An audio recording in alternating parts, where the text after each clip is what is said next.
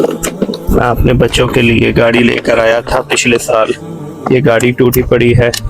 आज मैं अपने बच्चों के लिए नए खिलौने लेकर आऊंगा। कितने अच्छे खिलौने हैं। बजी, हाशिर, किधर हो? ये मैं तुम्हारे खिलौने लेकर आया हूँ। ये मैं इधर रख देता हूँ, मेरे बच्चे खेला करेंगे इन खिलौनों के साथ। बजी, हाशिर, आप लोग किधर थे? मैं आप लोगों के लिए नए खिलौने लेकर आया हूँ। अच्छा पापा, आप हमारे लिए खिलौने लेके आए हैं? हम अभी जाके ले लेते हैं, चलो। वजी यार, मैंने तुम लोगों के लिए खिलौने इधर रखे थे, वो किधर गए? इतनी मुश्किल से मैं आप लोगों के लिए नए खिलौने लेकर आया था। ओ यार,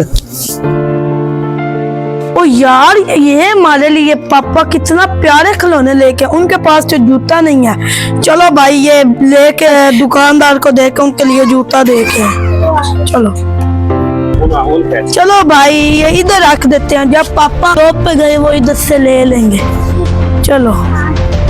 अच्छा पापा, आपने जॉब पे नहीं जाना?